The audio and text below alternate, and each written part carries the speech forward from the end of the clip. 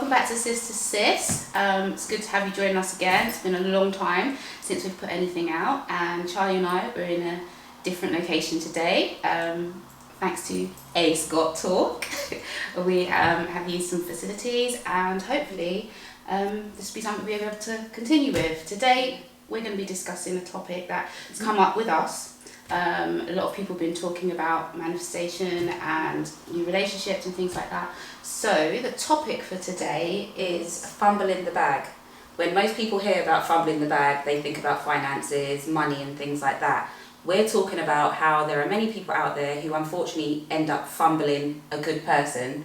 Someone might cross your path, you might meet someone for whatever reason, and they may even be what you think you wanted, but once you've got them in your sort of environment, there's a lot of push and pulling going on. There's a lot of, there's a chase originally, whether it's from the male, the female perspective, but once you've got that person in your grip, what is this whole push and pulling thing about? So, I don't know, discussing it off camera, we kind of thought people's sort of backgrounds, past, keeping that going helps to prevent you from moving forward. And actually it's the testing of the other person that we kind of wanted to discuss and kind of pull out. As in, if someone has been through things in past relationships, past situations, whether it's hurt, trauma, being cheated on, things like this, you find that they may go into a new situation testing that new person, that run jostling of the trust issues and all these sorts of things, but what you might end up doing is actually pushing that new person away. I think, yes, you have to take on lessons that you have learned from the past, but you cannot, I think we've said this before in our past show, you cannot punish somebody new for things that somebody else has done.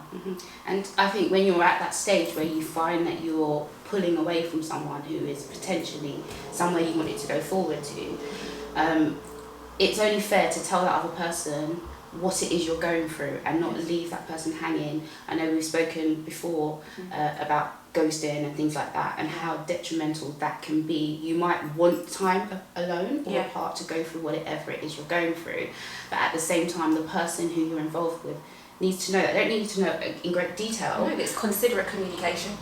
I think you just need to say, look, today's a bad day, or I'm going through this, just hold on, so that person isn't left feeling, I don't know, some sort ignored. Of, basically. Ignored. I think when we talk about Maslow's hierarchy of needs, we talk about belonging, we talk about being seen and being heard. They are basic, fundamental human needs, and when you aren't seen, heard, or acknowledged, or feel belonging, you kind of feel neglected. You actually feel abandoned.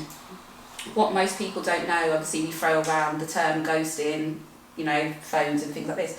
Ghosting is actually psychological abuse. If you delve deeper into the psychological world, ignoring someone, cutting someone off, leaving them in that fight or flight state, not knowing with the uncertainty, is actually psychological abuse. It's not just I just didn't want to answer the phone. It's not an off the whim thing, and I think people need to look at these things a lot more seriously. What damage are you causing to somebody else because you are going through something? Like you said, have consideration, have common courtesy. Do you know what, I can't speak to you this week, I'm going through something.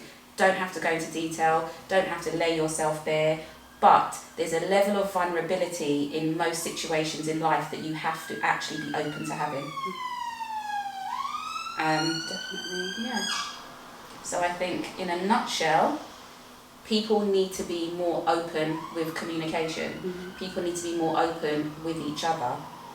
If things are to work, even if things don't work out how you want them to, as in it's not a permanent relationship, it's not a permanent situation, we cannot... Do you kind of think though that's like insecurity from the person who's going through something? Do you think that's their insecurity of not wanting to kind of go forward, explore? Do you think that's like the push away? Do you think that's because they don't want to go down that road? Or probably again, but then that's what we're saying, the past. If they've been in a relationship before where they've been hurt, where someone has been deceptive, where someone has cheated on them, or just not really been that into them, but they've been pretending and sort of coasting along, sure, people would definitely be scared to go down that route again. As they say, if you've been burned, why would you want to get burned again? But by putting up those walls and those boundaries and coming off cold, you have personally closed yourself off from the opportunity of having something great. Yeah, could potentially be Potentially. everything you need. Yeah.